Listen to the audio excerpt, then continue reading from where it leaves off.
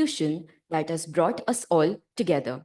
Established in 1986, NIFT has been at the forefront of fashion, design, and technology education in India.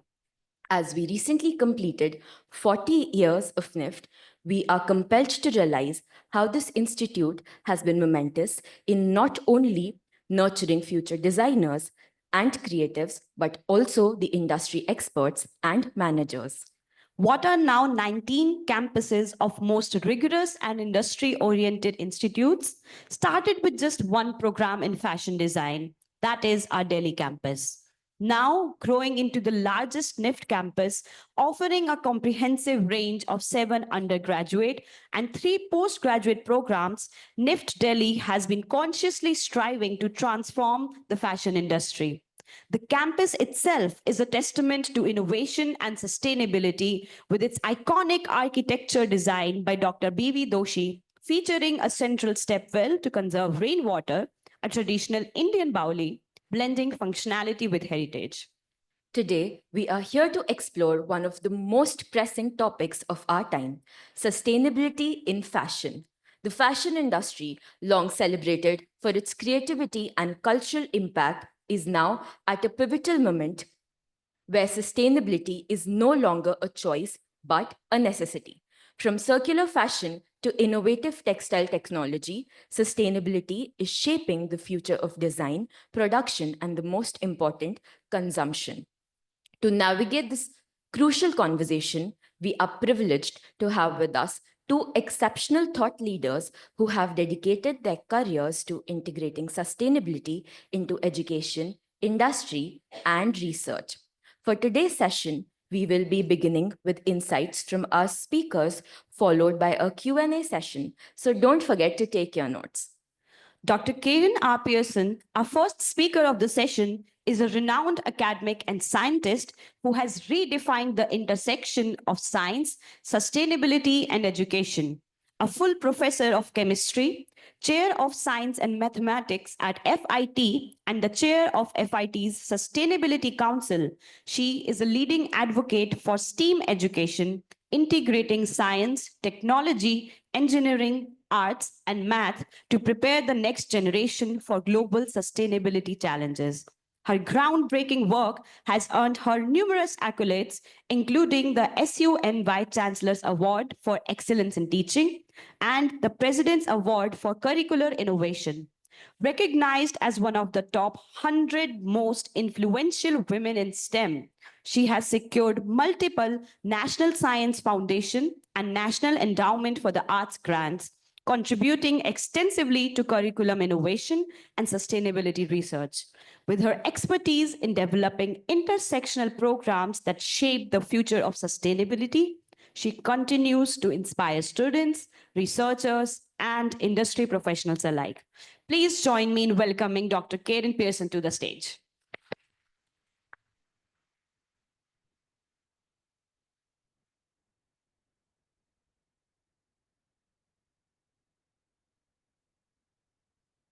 From here and okay, beautiful. Thank you. Perfect. Thank you so much.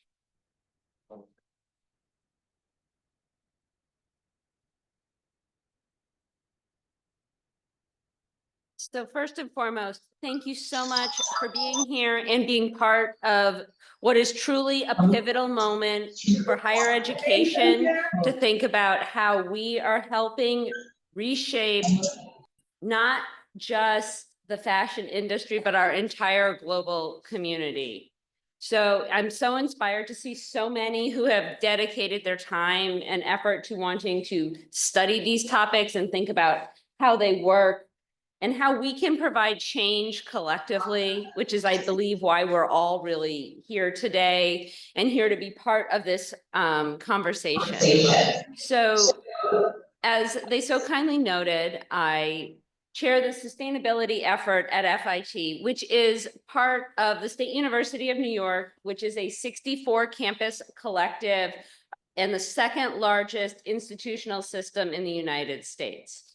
So much like your system, we have a lot of reach. So I'm so thrilled to welcome our guests who I'm not able to see, but I'm so happy that they are joining and being part of this conversation. And really, I think as I share a little bit about our programs here at FIT, the hope is to inspire, offer you some thoughts on how we're looking at some of these challenges. We don't know all the answers, and I believe it's going to take a collaborative effort that looks at our challenges, not just from one angle, but from many angles. And in many cases, we spoke very quickly about the consumer and the end of a product. And that's something which we really need to start to think of, I believe, at the beginning. And I believe that's why we're here and having this conversation today. So as I get started here, I want to give you a little bit of a flavor of what FIT is as a campus. So FIT sits literally within the Fashion District in New York City, which, as you know, is a large metropolitan environment. And so while the institution itself is focused on developing graduates for careers in art and design, business and technology, it turns sustainability as part of our core institutional mission. And to that front, we look at having campus be a living laboratory with a number of different facets. So the image you're actually looking at here is the top of our campus in Midtown Manhattan. And what you're seeing are our green roofs. And you cannot see it from this angle, but we also have a solar array. And so while we have a very small footprint, and while you might not think the agricultural pieces are part of an urban business and design institution, because it's part of our core mission, we look to have our facilities match our educational programs and talk about sustainability from all aspects.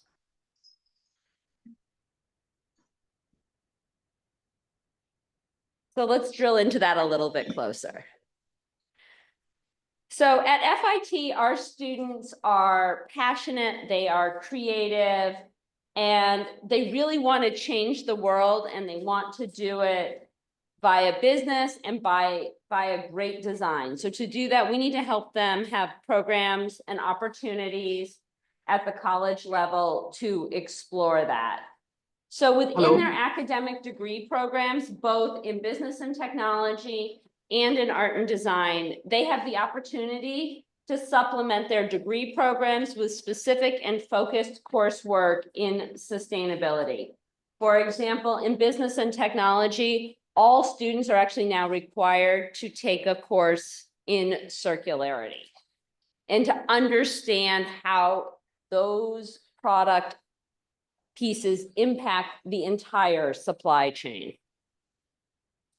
And our students in art and design are now able to take a course in sustainable design concepts. And this provides them the opportunity to think about the design process from a sustainable way, the materials choice, and then in the end, putting these together in a way that is impactful for that. So I picked those two examples to highlight some of the specific curricular courses within our degree programs and how sustainability is thread within true degree programs. But as you know, while you're studying at university, part of your opportunity expands well beyond your degree program, and it's about how you curate your program. So while we have worked to thread sustainability within each of our degree programs, we've also looked to give students the opportunity to explore sustainability and related principles in different ways that engage them. And that's, they can do via adding a minor, specifically in a sustainability related course of study to their degree program. So they might get a degree in fashion design with a specialization in knitwear. However, they may also study and get a minor in sustainability and ethics, or in sustainable materials and technologies. And when they take one of these additional courses of study, which we refer to as a minor, they have the opportunity to take a concentrated area of courses, typically about 5 courses in areas related to sustainability, but not within their major course of study. So in doing that, they have this opportunity to focus on their area of study and then think about learning about things like product life cycle, designing with emerging materials, creating new approaches, studying ecology, understanding systems, and looking at that and thinking about how these topics will actually apply to their professional life well after they graduate from university. So to that front, as we noted, I wanted to show you more examples of what you might do at FIT. So what you're actually looking at here are students who are up working in our dye garden, which is a sustainable on-campus event. It is part of our permanent installation. We also have beehives that pollinate this garden. And annually, students come and study the different types of plants and other species in that area, as well as then taking opportunity in the fall to participate in the harvest and then study and use of natural dyes, which is a really great opportunity for students not just to think about creating, but to look at this intersectional point of ecology and design.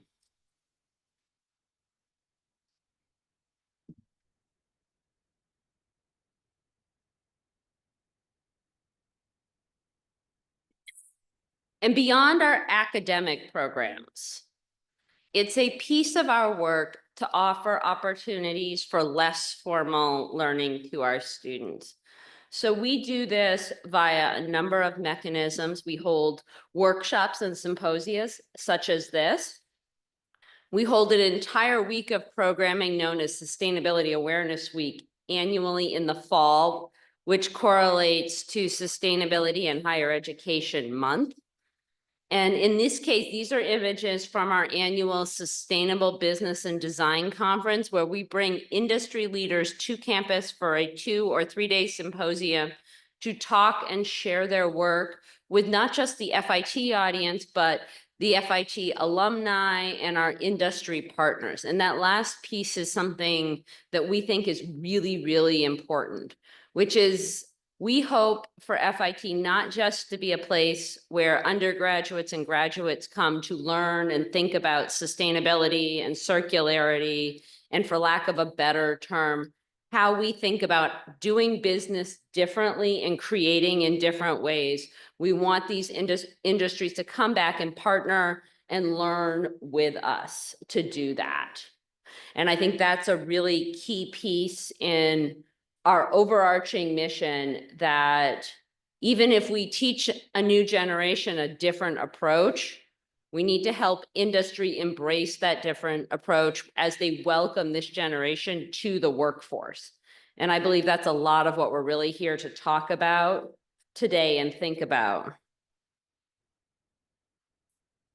So in drilling down with that, I was asked to share a few examples of what this might look like, how you could be excited about what these opportunities look.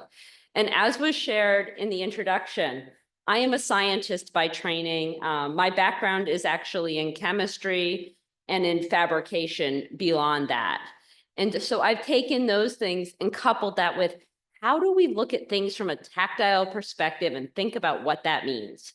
So at FIT, we've really worked to create both curriculum and programming and learning opportunities that support this. So one of the ways we're doing this is using biotechnology and thinking about how we can take a systems approach and work through to create alternatives to more traditional materials for use in production. So we're looking at things like product function, textile properties, and then also, of course, color, because everything is more fun if it is colored.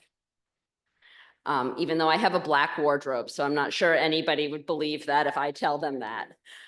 However, here we're actually featuring two of our esteemed faculty members, and this is a faculty member who is a chemical physicist who is working in collaboration with a textile design faculty member. So not a textile development faculty, but one who really focuses in design with textiles. And collaboratively with our students, they've really taken and said, how can we use molecular biology and think about DNA programming to put together materials with specific properties? And here you're looking at a set of alternatives to more traditional leather or polymeric materials that are largely made from kombucha or green tea. And they have actually synthesized those and then worked on putting them into other form factors. It's not necessarily shown in this deck of slides, but they did make a pair of sneakers, which I'm very excited about. This is the top part of the sneaker you're looking at here. And here we can look down a little bit more about what we might do with this. So this idea of bio leather, the leather and polymeric materials such as polyvinyls have been a big point of discussion in sustainability and in terms of impact environmentally. And so we have students who are looking and exploring, and can we make these? Can we give them properties? And then if we can make them in the lab, which is fun, if you're a chemist, but can we design with them? Can we make beautiful clothing? Can we make them pleasing? And can they instead sustain? So part of our goal is to think in our programmatic aspects, how do we give students these opportunities to do that? So we initially started with having students being given the opportunity to participate in a course of study known as biodesign. And then we have opportunities for advanced guided research in this area where they can look to do more exploration to do that. And because every student loves to know, what do you do with this? Well, in many cases, our students graduate. They have done this great bit of work and study at university. And then they, and sometimes in collaboration with their faculty member, they actually go off and start a company where they focus exclusively on trying to do this. So the example shown here is the wonderful team from, we call them Wearwool. And Wearwool actually received many accolades in the last 2 years for their work in bio and engineered materials, and in particular, their use of not just creating a fiber, but using color as part of that work. As you might note from their image, they are a colorful group, and they thought that everything needed not to just be white or black, we needed color. So that was a really quick tour over what you might think about in an academic program and what we might consider exploring. And that was really, I would offer a tiny primer to that. But I would really love to know, do we take questions now or at the end? Okay. So I know that was a really fast tour over both an academic programming and seeing some examples of what students might have the opportunity to do. But are there any questions about some of these examples or what that might look like? Don't all jump at once. No, I don't know if there are any questions on Zoom. I can't see those. Anyone have any questions regarding what it might look like? No?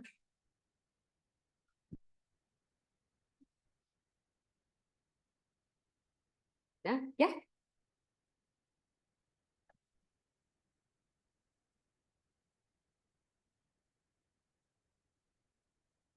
Hi, Karen. This is Shrisha. It's not a question, but based on the similar lines of one of the project that our recent graduate has done, She has worked on microbial dyes, working with fungi and bacteria. And there she collaborated with Forest Research Institute, which we have in Dehradun, where they preserve these microbial ecosystems within their premises. And they are also looking at how the ecological diversity of India, being a tropical country, how we can explore the ones that are at high altitudes or ones that are, in hot and humid climate. And the results were amazing. The diversity of these dyes were that though they had more affinity with protein, but they were equally efficiently working with the polyester-based yarns as well as cellulose. So we are still figuring out how we can, make it something big. It should not lead to just a collection that remains in a closet, but how to scale it up. So if, this is where I personally need that suggestion of, yes, we come up with ideas, but then how to lead them to practical solutions when we know they're going to solve the biggest problem of pollution that is caused by dyeing. That is what our industry is tagged with, right? First of all, spot on. And I applaud both the work and the collaborative effort to this, because I think when we think about these challenges, one of our biggest challenges as a scientist, and part of the reason I actually came to FIT was the desire to not just do research in a lab, but think about how are we actually going to implement this and then implement for change. And I think when I started to note the importance of bringing industry back to learn and collaborate with us, we hope for them to be partners with us, and in some cases, invest and engage in the research at the early stage. So one of the things we've been working on campus is actually having pilot programs where brands will come to us with a specific challenge or area that they want to explore, and then partnering with our faculty to do a small pilot program to see if it's feasible, to see if we can offer them a different solution to how they're looking at their supply chain or the materials that they're using in it, and then actually be able to scale it into a prototype that shows its viability. So we recently did a project with Uniqlo in that same space. So trying to have large brands actually think, wait, academia can be our partner. They don't just work in the lab, but we can actually think about getting them to do some lab work, partner with the design faculty. And we've had a lot of success, and I've had a lot of success when we put all the players in the room together early in a project and in a concept. It's really great if you put a whole group of scientists in one room, or engineers or designers, but it's actually even better if you take and shuffle that, because often the person who's the expert in textiles has real thought about what it means to use that textile or that fiber in the production cycle. And if you can solve for that earlier, it's an easier stretch to actually implementing in a way where the industry can do it in a meaningful way and at a meaningful scale. And I think the piece I'm really getting at here is the need to also have collaboration in industry. So it's becoming an industry standard, because when we look at the end production pieces, so not the development or the prototyping, the mills that are producing our fibers and our garments are often working for many, many brands, and they have many clients within that same space. So if they all agree to a set of standards, they can produce in that way all the time, not just at a small scale, which is the point I believe you were really working to solve for and address, kind of the great impact of environmental impact that is connected to the fashion and the creative industries. And I always like to remind everybody, we all need to wear clothes. We aren't going to we can't stop consuming textiles. It won't work for anybody for a lot of different reasons. But I think we can really step back and approach, but I think collaboration becomes a really important mechanism to do that, because that will help drive down the cost and the viability of using these approaches at that end stage where a lot of the impact takes place.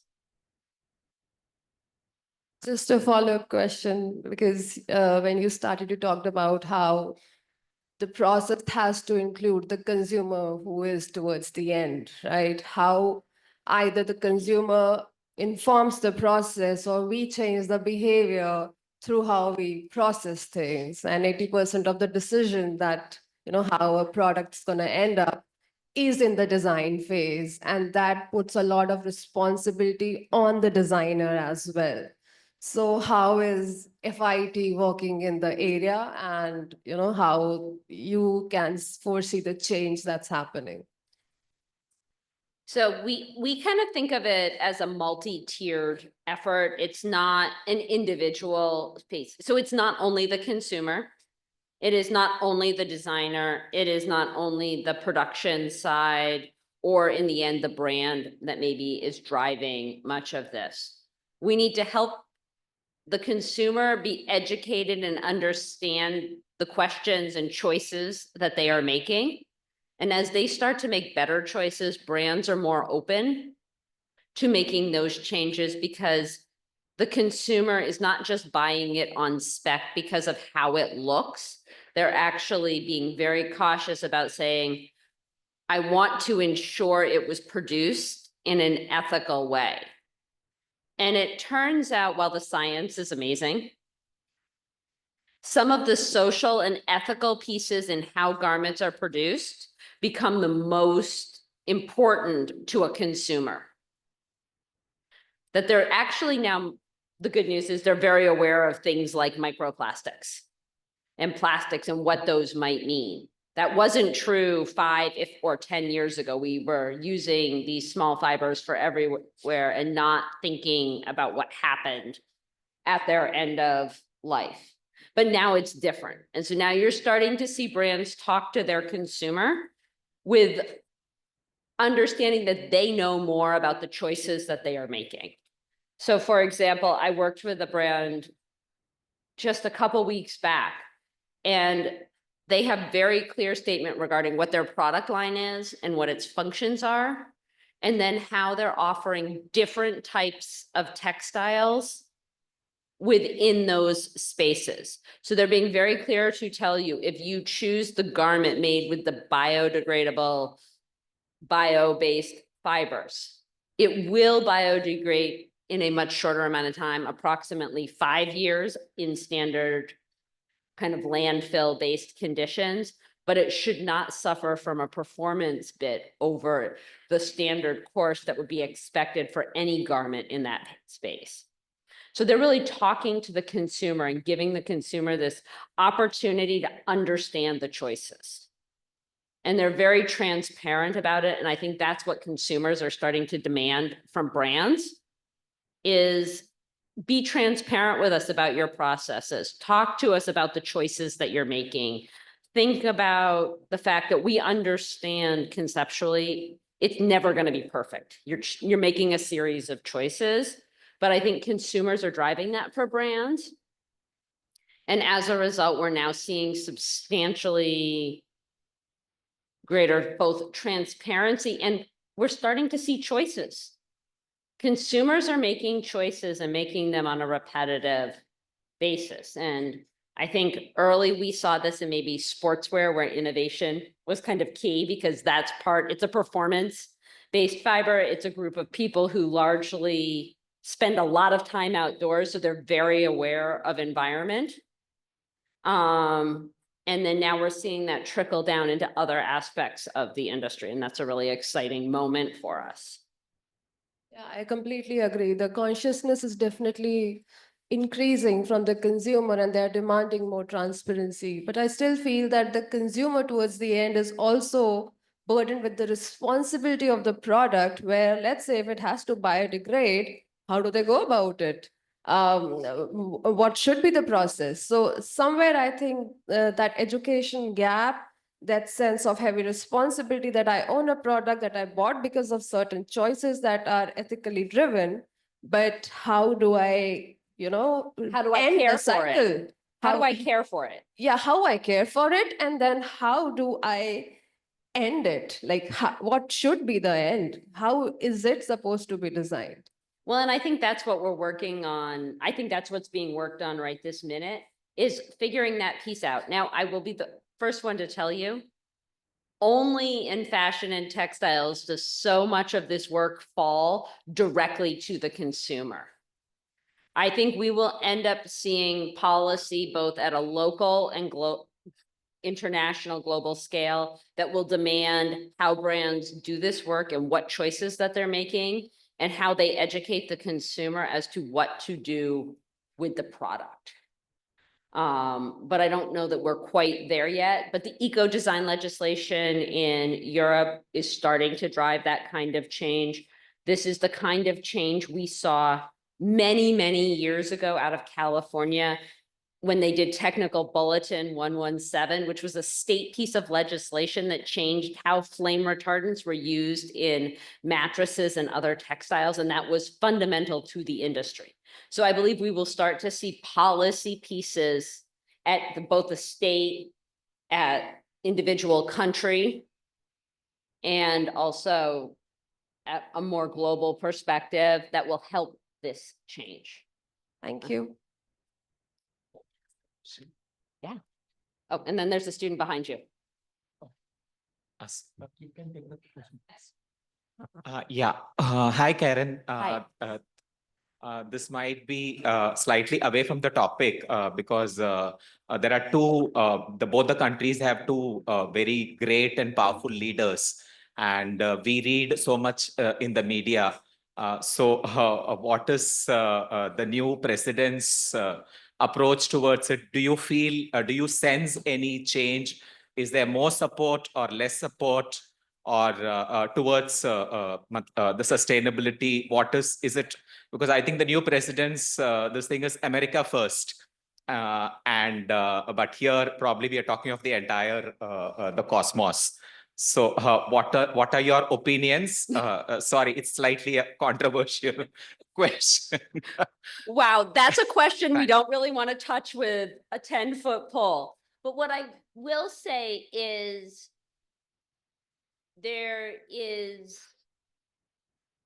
I think this will end up being a driving moment for us, both as consumers and as educators and as individuals who have spent a lot of time working to push towards change and change in policy at a number of different levels that controls emissions, production standards. And I believe there will be a lot of push towards not losing that forward momentum at this moment. The current, I'm not sure what I want to say about the current administration, but I do believe we've set the stage prior to this moment for a lot of very productive forward progress towards addressing these challenges in a collective global way. And I believe this moment will really put a lot of weight behind the importance of it, not just being something that one government or one organization talks about, but what an entire global community stands up and supports. And I think there will be some distinct challenges, both locally and globally at this moment. I will say that many of these things and current rhetoric does not feel supportive of this, but this is our opportunity to really ensure it's moving us forward in a productive way, and that those of us especially who have spent our time in academia and studying these to come together and help share our knowledge and ensure that we're sharing it and having business leaders understand why it's important and how the end goal actually has good economic benefits, not just instantly, but in a larger scale. So I know that was only most of an answer to your question. but I do think this moment is a call to action for us globally.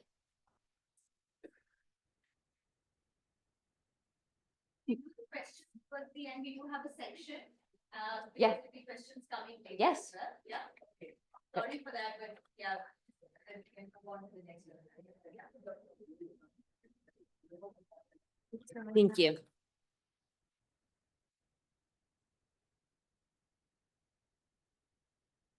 That was truly enlightening. A huge thank you to Dr. Karen for sharing such valuable insights into sustainability, innovation, and the future of fashion. With that being said, I would like to talk about our next esteemed guest for the day, Miss Sally Denton. She is a true visionary in sustainable fashion and innovation, with over 2 decades of experience spanning fashion, luxury craft, digital publishing, and future trends. She has worked extensively across the UK and international markets to drive sustainable transformations in the industry. As the Associate Director of Academic Partnership at the Fashion, Textile and Technology Institute, also known as FTTI, at the University of Arts, London, she actively bridges the gap between academia and industry, fostering innovation through collaborative knowledge exchange.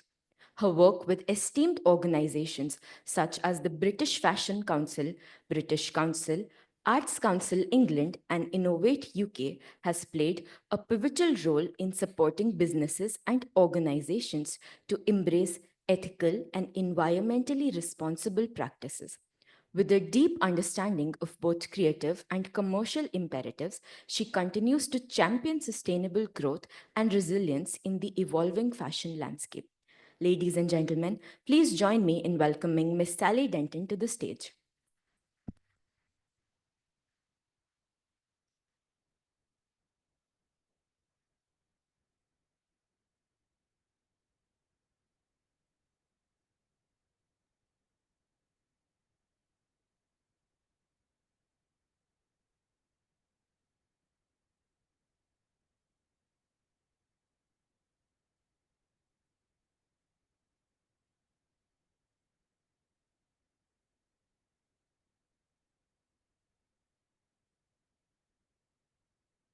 Oh, what a welcome. Thank you so much, both of you, for introducing myself. I'm going to obviously cover some very similar topics to Karen. I think this is one of the joys of when we come together as an industry. We actually have lots of things in common, and I think that's really important to understand. Over my sort of last 20, 25 years in the industry, anytime I've traveled, I've always really come together and really understood that actually, it's not, I'll move over a little bit, that's fine. We've always sort of understood that every time we come together, that the challenges that we face as an industry are very, very similar. And that's been the same way for the last 20, 25 years. So some of the topics that Karen's talked about, I think we're all looking to address. Things like looking at biofabrics, new technologies, digital fashion, all of those components are things that we are looking to address. I also think as well that things like legislation at the moment coming in, it will really help to change the landscape of our industry. So first of all, a little bit like with Karen, I'm going to just run you through a little bit around the institute that I work with, and also as well a little bit about me. Obviously, I had this lovely glowing overview of my career, but just to sort of touch on a few components. One of the things I really felt when I was looking at, whenever I talk to students, is I think one of the things you're most interested in is the journey of people within industry and how they get from A to B. And so what I would say over the last 25 years of I've been working, really for me, each time I go through a different project, a different area of work, it actually informs me and the way that I think about practice. So I really am very interested in futurism. It's something that's been very, very personal to me, is to understand about what the future looks like. I also, as well, having worked with artisans, both in the Middle East and in other countries, I've really sort of taken that lovely slow approach to that future as well. When you're sat with women who are making a product and it takes them, you know, a whole day to make just 2 centimeters of fabric, you know you have to slow down. And so that bit of being present, and again, I would say for all of you today, being present and listening and understanding and taking on board what you can is really, really important. So yes, I'm the Associate Director of Academic Partnerships at the University of Arts London, within the Fashion, Textiles and Technology Institute. So just a little bit about the university, first of all. So we are effectively 6 colleges, and that's one university. So we are dotted across London. It's an amazing setup that we have. So some of you will have already heard of places like Central St. Martin's, very renowned. A lot of the key designers and legends within our industry have come through Central St. Martin's, but also as well, we have Chelsea College of Arts, London College of Communication. And what's really nice about it is that each of those colleges have their own set of identities, but actually coming together, that's what creates the University of the Arts. We also as well have around 23,000 students studying at any one time. That's from undergraduate, obviously, right the way through to postgraduate. And again, I think what really stands as testament is actually we have 130 countries represented in our students. So we have a very diverse intake. And then I work for one of 3 institutes within the university. So we have an Institute for Creative Computing, obviously very important at the moment in terms of the developments within the sector. And then we also as well have an Institute for Decolonising the Arts. So obviously as the UK, we understand our role within the fashion and textile industry and the wider cultural sector. But it seems really important for us at this given time that we start to decolonize that we can no longer look at things through a Western gaze. And so that decolonizing the arts is really important, especially given the 130 countries that our students come from. And then I work for the Fashion, Textiles and Technology Institute. So how we work is we are an institute that is really trying to bridge the gap between academic research and industry. Again, similar to Karen, we believe that it's really important to incorporate STEM into the future of the fashion textile industry. We also look at cultural anthropology, changing of business practices, and we work across the whole entire fashion and textiles value chain.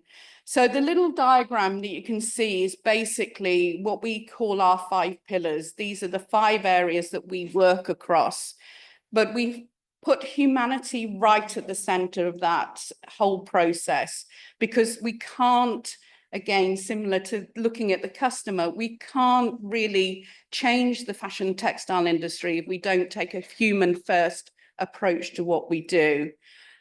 We then work across all of these different 5 pillars, and particularly within FTTI, we have a whole series of expertise really around textile science. So again, we work in that space within biomaterials, textile technology, testing, etc. And then we also as well have a really large approach to digital fashion. So 2 days ago, we have the first XR production lab that we're working with Sony. And so we did a beautiful event where we invited those innovators in that sort of virtual production space to come and join us and learn about how we can represent fashion and dress better in the digital space. And so if you think about when you're gaming, the way that textile is represented is often quite flat, and we know that textile is actually a lot more complex than that.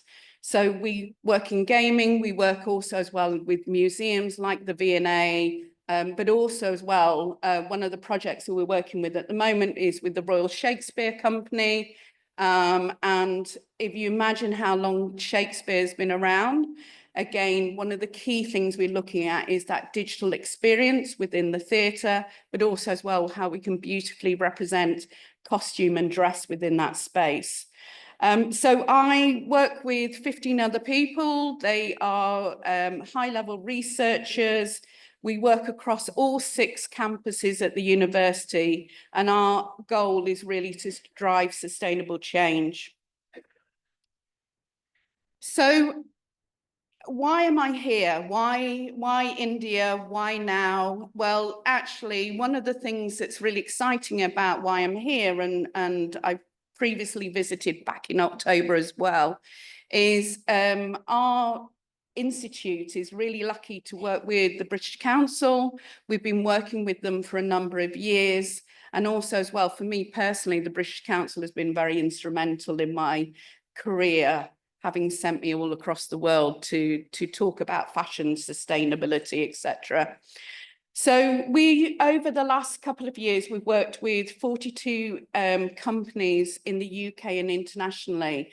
And that idea that Karen spoke about us collaborating, it's exactly that.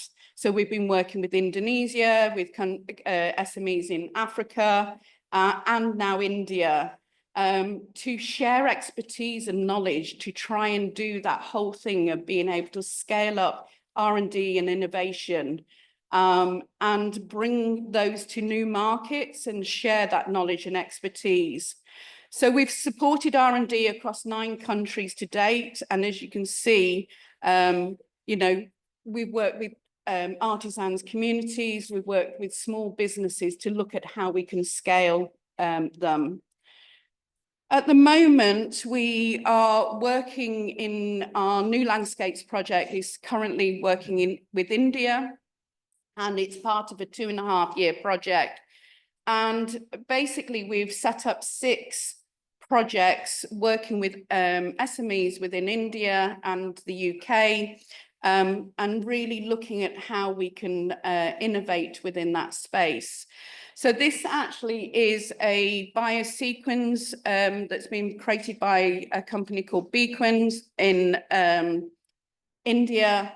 And our role is to look at how we can ensure that one of the challenges around biomaterials is often that we don't know how they're going to impact on things like the waterways, and whether also as well they are truly a sustainable alternative. So the UK expertise is helping support that programme to ensure that they are tested, looking at different techniques, using R&D, whilst also as well looking at different markets.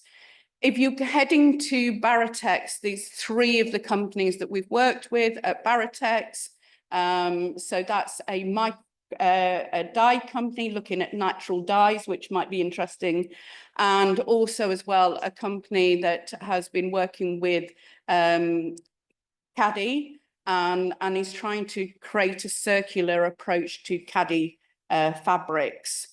We're now working on 3 of those projects. Have been given additional funds to accelerate and scale up their innovations, and we're partnering with NIFT to provide some of that mentoring and support on a localized level, because again, it's great that the University of the Arts are supporting this, but also as well, it's really important that we have that localized knowledge as well.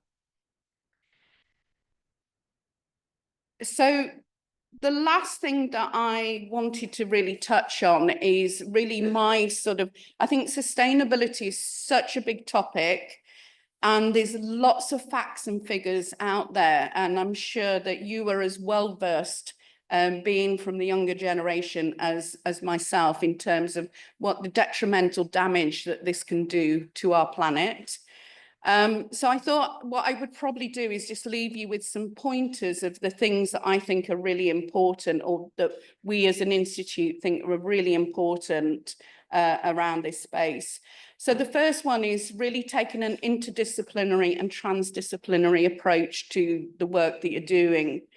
I think we can't solve the problems of the industry without doing so. And again, it's great to see that FIT are thinking along the same lines, and I know NIFT are too. We need lots of brains, lots of expertise, lots of thought processes going into this space. I looked at sustainability 25 years ago, and I was lucky enough to have some of the really most amazing people like Ursula de Castro, who set up Fashion Revolution, Suzanne Lee, who was one of the first people to start working with biomaterials. All of these, you know, we're still waiting for some of this work to happen and change the way that we work. So I think we need these, particularly with all the pressures that we have on a day-to-day life, we need to come together and work across different disciplines. I also think as well, we shouldn't always look at the end product always being fashion. One of the things that we can do as that end of life piece is we can look at how other things are used. So for instance, when I used to have clothing, we often used to make them into other things. And so making them into more fashion is not always the best thing. So being able to work with people who are working in cars, who are working in buildings, all of those things is super helpful. Second one for me is that R&D and STEM approach.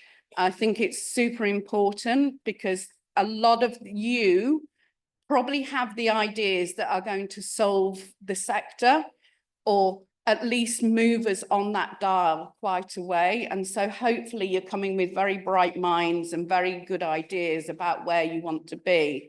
And I think, again, if you can incorporate that STEM, because actually having run a sustainable fashion accelerator for a couple of years, sustainability is complex. So you think you found the magical solution and then you realize you've actually made it worse.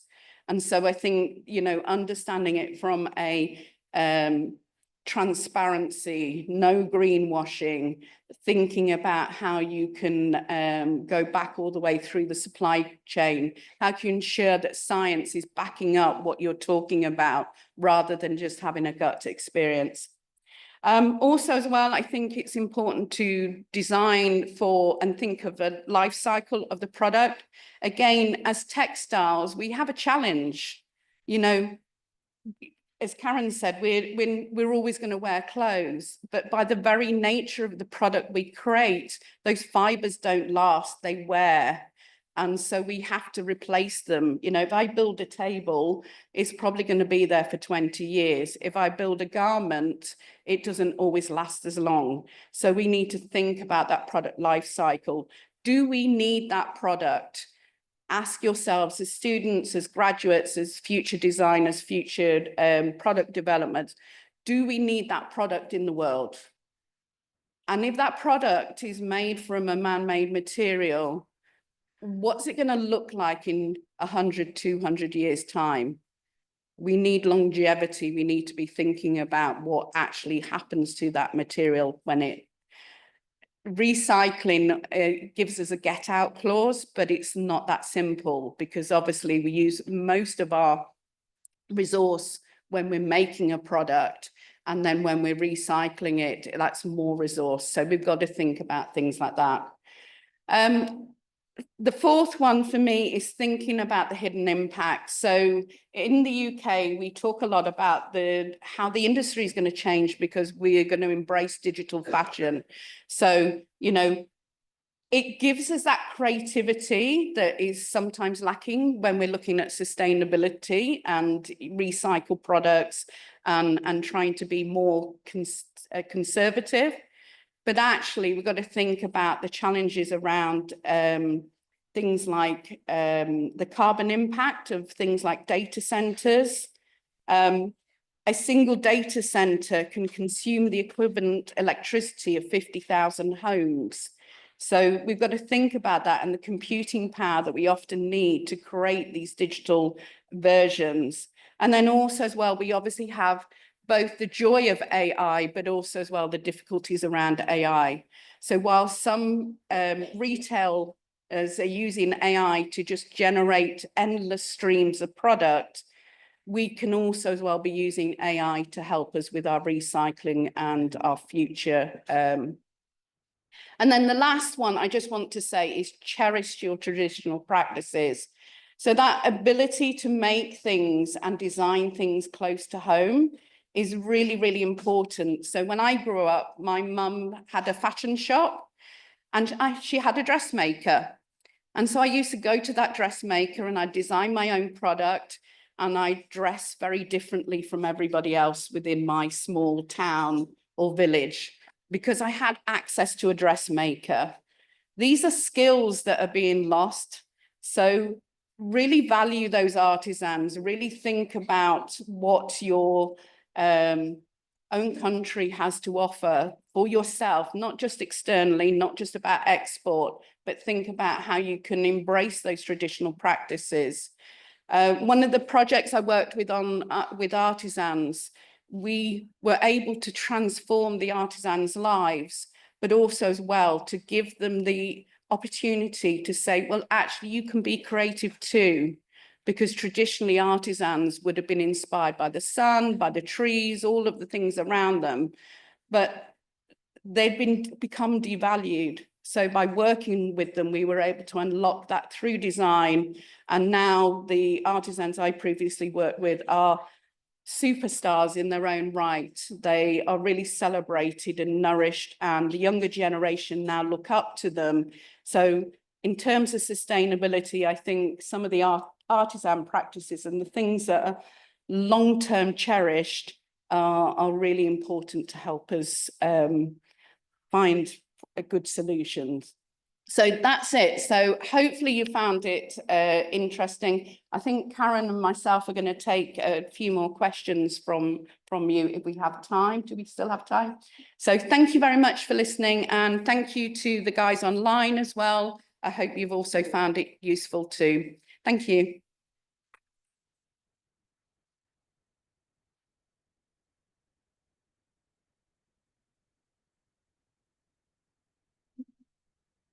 Thank you so much, Ms. Delton, for your insights. And I think at this juncture, I am very delighted to inform you all that that NIFT already has an MOU with FIT New York, and we are going to sign another one tomorrow with FTTI. So with this,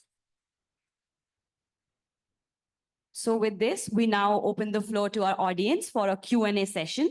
So if you have any questions, kindly raise your hands. We will come to you. And for the campuses across as well, kindly put in your questions on the chat box, and we will try as many questions to address as we can.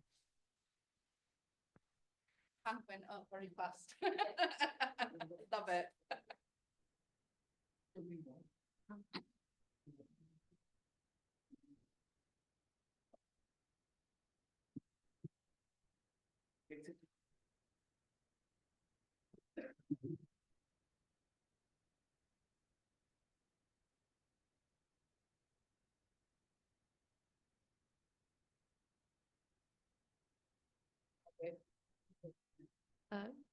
Good morning, Ms. Sari. Good morning, Ms. Karen.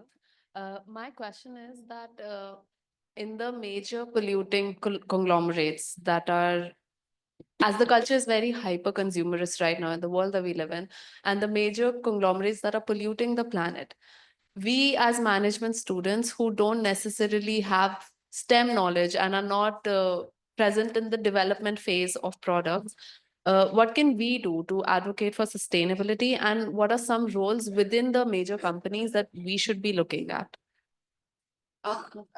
First, I think the first thing is being inquisitive. I think the role of the management student graduate is super important. So I actually come from a background very similar to you. My degree was in fashion textile management.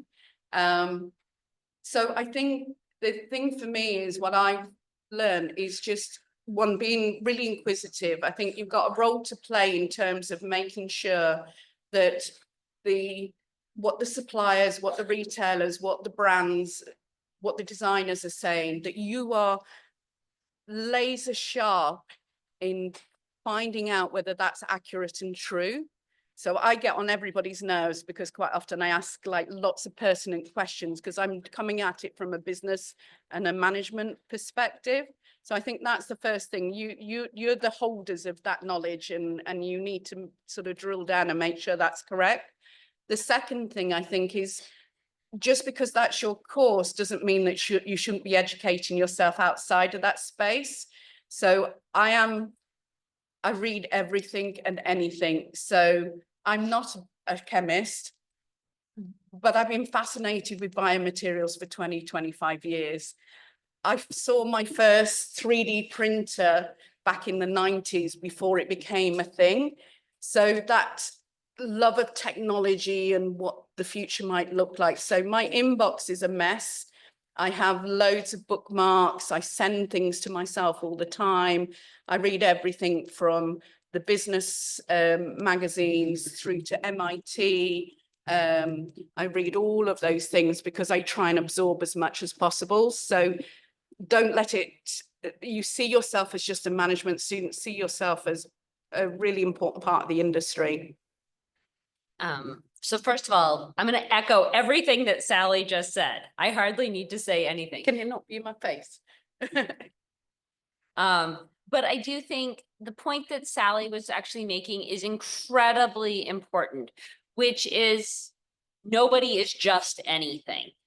So regardless of our role, part of what we need to do is put ourselves in a position where we are open to learning and understanding the different aspects of it. It's not just the end goal of a sheet regarding the sale of it, but much more about the whole product and the entire life cycle as it goes. And that's from the creation to the end consumer use phase of the product.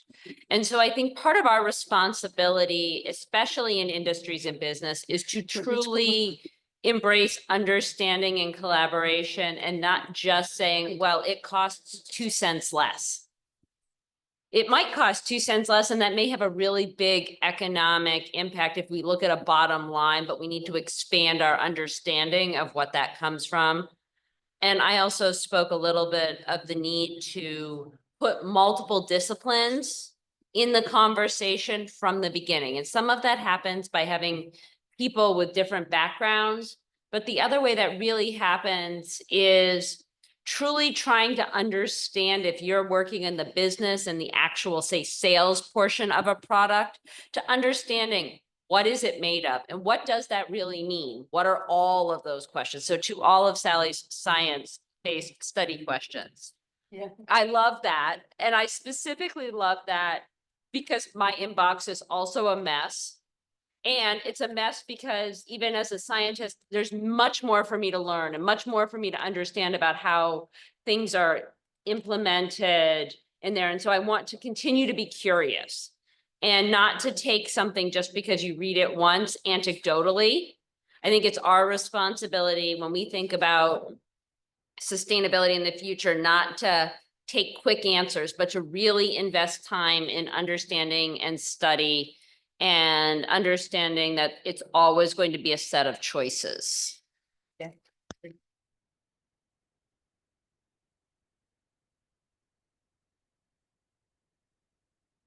Other questions?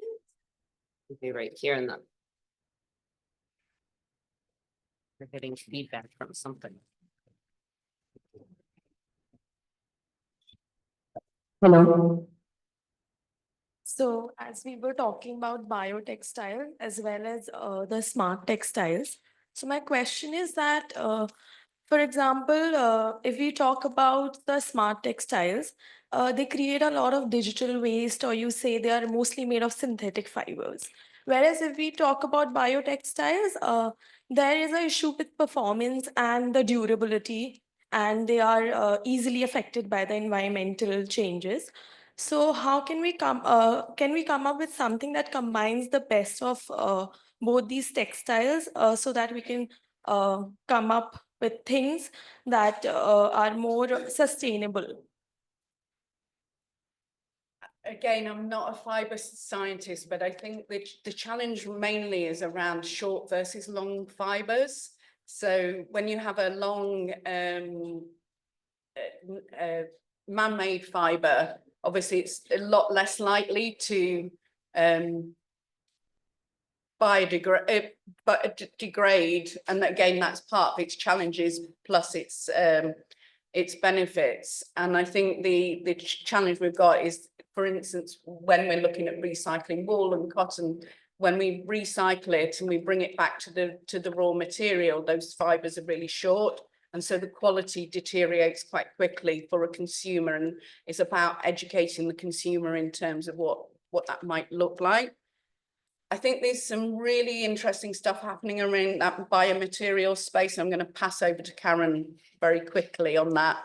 But I think it's that process at the moment.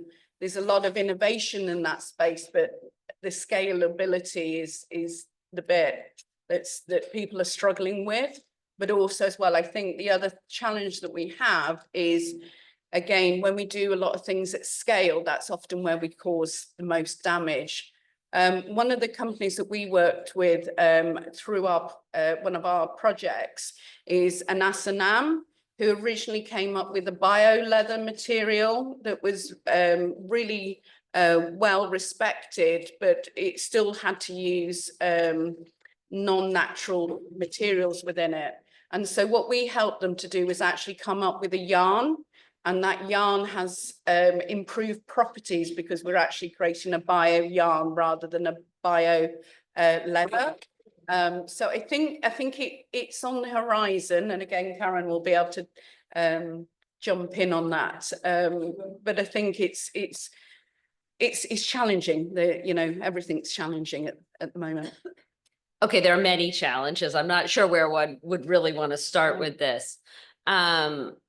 First of all, you spoke actually of it in your slides, but the need for continued research and development and understanding innovation, and in many cases, having people who are focused in textiles at many different levels, part of that research and development process will help us start to have ways to solve for some of this. And while Sally was speaking, and I was thinking back through your question and really thinking we needed to spend a second and talk about one of our major textile challenges is by the time we get to production, it's not just one type of fiber any longer. So Sally spoke of fiber length, which is an incredibly important one for us to consider. But in many cases, we have garments that are produced with a combination of both natural and synthetic fibers, and that's even before you consider things like accessories such as zippers and buttons and things in that space. So I actually personally promote the need for great research in a lot of different areas. So I think we need much continued research in fiber development, and we need companies who are really thinking about, can I actually make a garment that is actually truly 100% recyclable? So it never goes to end of life. It means that when I am done with it, I can give it back to the company, and they can then literally remake it into what I need today, either in a different size, a different style, a different function. So this idea regarding what that product is and how we can actually not ever have it go to landfill. And that kind of is this idea of thinking of things in a single type of material And so there's much research actually being done in that space. And I think we need to applaud and support that. Yes, it's being done with synthetics. Yes, it's in many cases about removal of waste from industries such as old fishing lines and other polymeric materials. But if we can really repurpose and solve for that in the textile industry so they don't go back in the end to landfill, that's a major win. But we need just as much work and innovation in biomaterials and in natural fibers, because the reality is we are not ever likely to have one thing that solves all of our challenges. And if we only focus our effort in one space, I think we'll end up not doing anything. But I do believe in biomaterials and with biotechnologies and engineering, we have the ability to create fibers that have properties similar to their polymeric partners that have a very different end of life landfill. So piece. And that's a very kind of set area of study, understanding that now this is now not, it's going to break down if it ends up in landfill in 5 years, not in 100 years. That doesn't mean it doesn't have an impact, but that's a big win. So we need to keep supporting research and study, and businesses and designers have to want to create with these, because if we create with these and we want to promote them, the production side of the house will also help solve for those big challenges you noted regarding scale, material properties. But I believe we've made a lot of progress in the last 5 years, because 5 years ago, I couldn't have sat here and told you that a biomaterial might not gunk up your spinning machine. But now I can show you examples of biomaterials that can be spun on the same machines as a more traditional polymeric synthetic. So I think we're in a much better spot, but we have to keep pushing forward. Can I just add to that? Because I think, again, that use of monomaterials, when we're designing, if thinking about the end product, at the end of the life span. One of the things I think has happened over the years, and I'm sure Karen will also agree, is as students, obviously, there's been a real push that they wanted to do marketing and they wanted to do design. And there's been a falling by the wayside of the textile and the textile science. So quite often academic courses have to sort of sandwich that bit of textile knowledge right in the middle of the courses so that it can make it attractive to students. I think we're seeing a change. There's a lot more coming through into that space. I think that's why it's really important for us to be sort of working on an interdisciplinary and a transdisciplinary way, is because we need the whole approach. And again, there's no magic silver bullet that is going to solve all of these issues. So I think, again, if you're not thinking about it, then maybe it's something you could do as a postgrad or as a PhD student, is look at some of these things, because we need all the brains that we can get within this space. Thank you so much, ma'am. We do have a few questions across campuses. So Okay, perfect. Like to quickly ask some. Yes.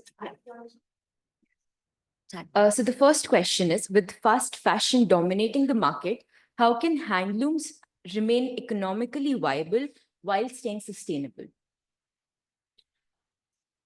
Yes. In traditional fabrics. The project that I worked on just before the pandemic was working with artisans. So I had exactly that challenge.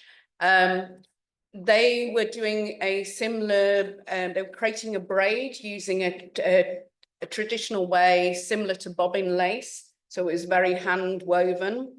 And so the fastest that they could make was maybe a couple of centimeters. Some would make 0.5 meter in a day. And so the whole process for me was that I needed to elevate this to the highest level. And so we went from something that people wouldn't even consider or look at or pay even 1 or 2p, you know, you couldn't give it away. And so we worked with the artisans to boost their creativity, to get them thinking that it was possible. We also as well looked at the materials we were using within that weave process.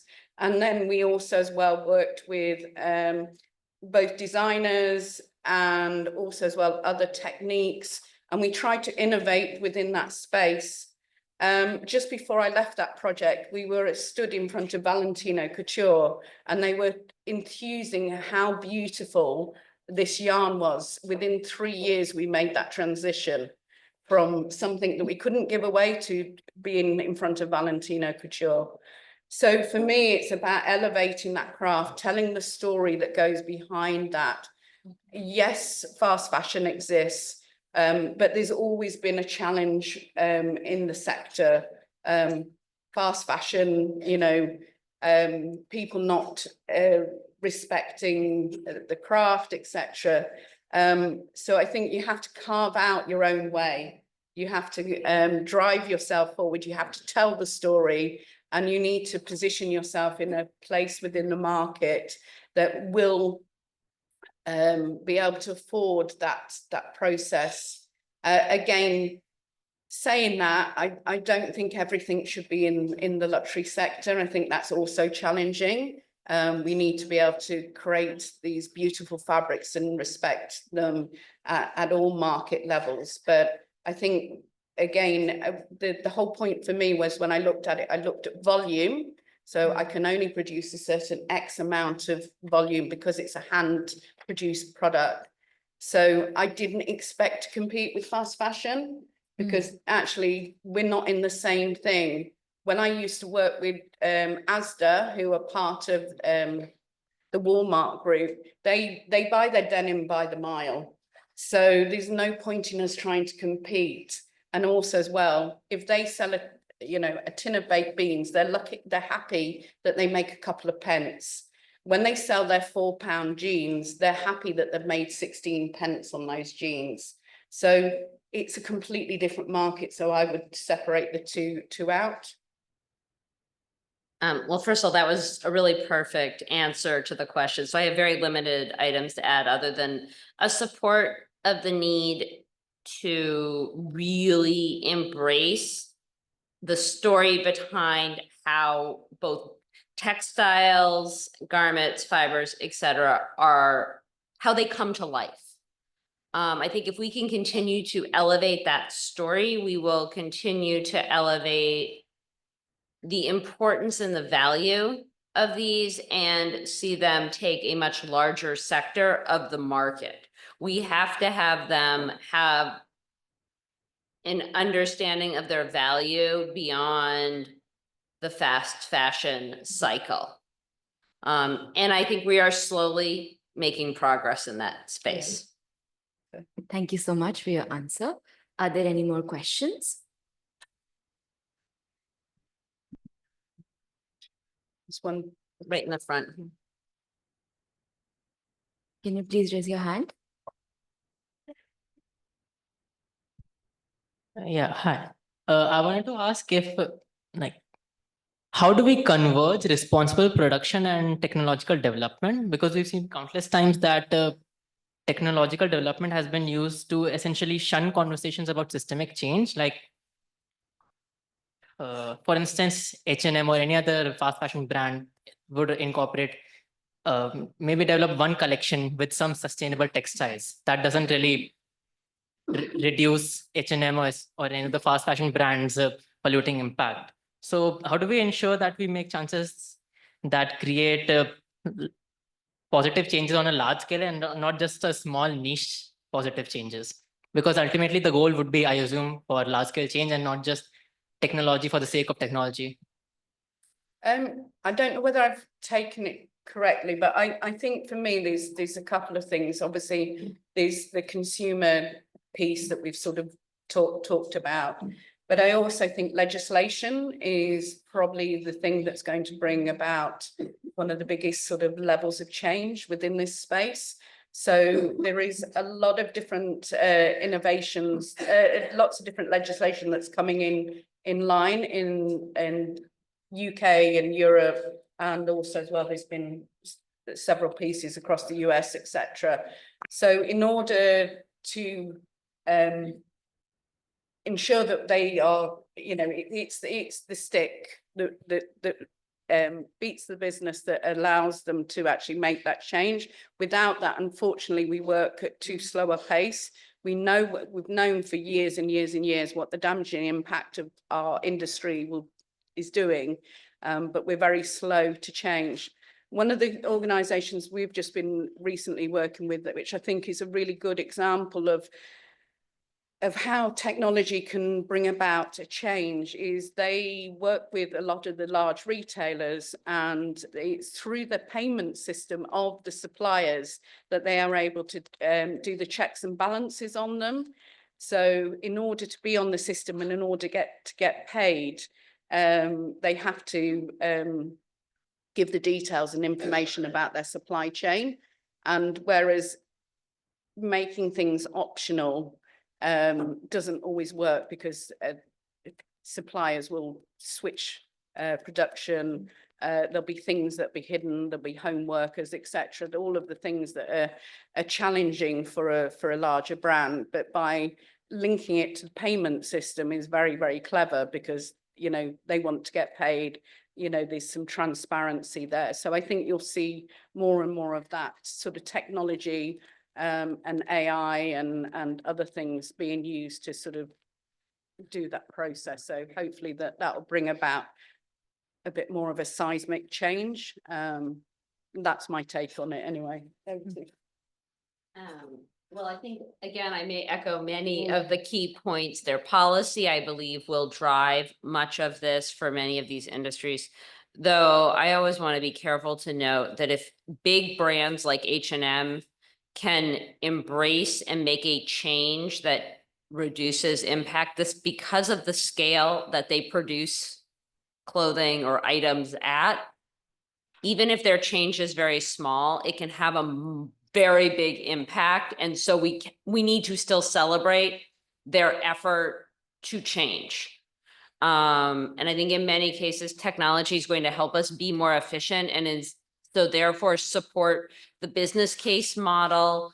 And if that coupled with policy, I believe will actually lead to real change. But I do believe it's going to become a point where today, not 5 years ago for sure, and definitely not 10, most corporations are talking about corporate social responsibility, and this becomes a piece of that. And they understand that checks and balance bit, the transparency within their supply chain, is going to help them move forward. And if they don't have it and they aren't working on it, they understand, even if they don't like it, that they're going to get stuck. And so I think that's what we're seeing today. Yeah, thank you. As well, just to add, in the car industry, they've had it for quite a while. They have to be responsible for the disposal. And I think things like being able to repair and make and mend. So again, when I worked with Asda, they were talking, they were preparing, you know, 15, 20 years ago, from the fact that they are presuming they are going to be responsible for their own waste. And legislation would come in to make them responsible. So again, I think that it really does bring about change. It's not fast change. It's just change. Yeah. We have fast fashion, but not fast change. Thank you so much, ma'am. Again, we just have one last question and then we'll close the session. It's from one of the campuses. So it relates to what Karen ma'am said in her presentation, that consumers are bringing in a change because they're becoming more aware with sustainability and the practices. So it's on the same page. Now the question is, there's a lot of science that goes behind in making sustainable apparel products. How do you take this information to the consumers in a simple way that they're able to comprehend and understand? Over to you. I think as long as we're actually being factually accurate, the consumer is really able to understand it. If you're able to break it down into kind of its individual pieces, the consumer is actually, I think the consumer always is so worried that they're not an expert in these fields. So I think if we think about approaching it with accessible communication, that will really be key, but I also want to give the consumer a lot more credit than they often give themselves. Which is if they are willing to do a little bit of reading and study, they are also able to empower themselves to truly understand. I think that was one of the first questions was about that idea of what do we know in buying to do that, but it's the same. That being said, I do think scientists and brands and academic institutions do have a responsibility to continue to work with making sure we do come up with ways where we communicate clearly, accurately, and in a way that is simply able to be understood by a wide audience without question. Thank you so much, ma'am. And my take on it is I definitely think communication really clear, you know, if you know what the water consumption on one t-shirt versus another, etc., or where that fiber's come from, you can make informed choices. And I don't think consumers, like Karen said, have been given enough credibility and enough honest information. I think there's another thing that drives us all as well. And unfortunately, that is price and convenience. So why do we end up with using Amazon? Oh, because it's here tomorrow. Why do we use Amazon and other brands? Oh, I can get that sweatshirt for, you know, £10 versus, you know, 50, 60, £70. So we have to factor some of those things in when we're trying to reach out to our audience. And I think that's still a challenge of finding a way to balance the two out. Again, I do think the consumer with a little bit armed with a little bit more information may be willing to wait a little longer for that product or wait or pay a slightly higher price. And again, coming back to the H&M scenario, again, it does, you know, that movement into that space, you know, again, it does change a little bit in terms of the impact that it's having. So again, we can't just presume everything is about handmade individual items as much as we would all love to buy those pieces. We have to try and have a bit of a balance. Well, and I have one small thing to add there, which is you actually brought up an excellent point about the point of convenience, but I think the retail seller, whether it's in Amazon or a different department store, for example, if they overarchingly start to demand that the product that they are selling has tags that communicate these items so that the consumer has the ability to understand if they choose an item that costs 10 or 20% more, why they're making that choice. That will actually also start to push change in that sector. Yeah, definitely. Because it's not just one person's responsibility. I think definitely some sort of technical integration about transparency can be helpful. So with that, as we come to the end of this enriching session, I would like to extend my sincere gratitude to our distinguished guests, Ms. Sally Denton and Dr. Karen Pearson, for sharing their expertise and vision with us today. Thank you so much. Your work is not just reshaping education and the industry, but also inspiring the next generation to reimagine a more sustainable and responsible fashion ecosystem. Now, I would like to invite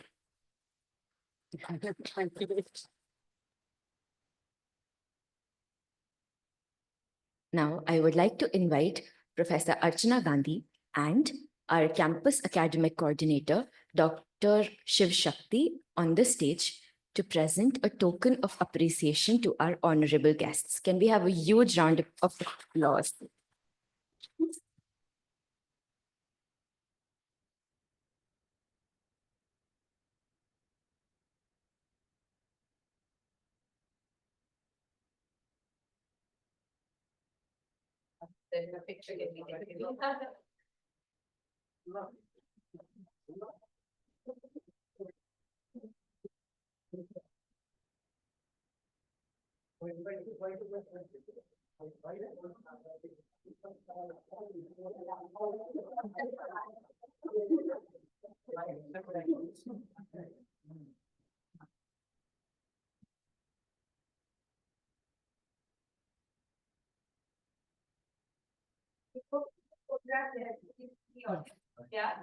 I would like to invite all the students to come forward for the group photograph.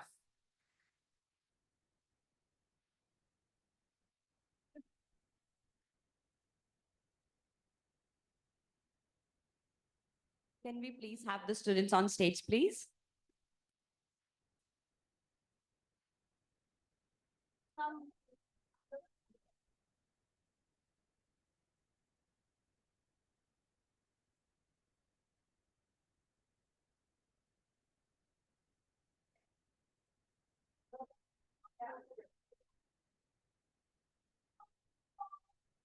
Can we have the students standing below?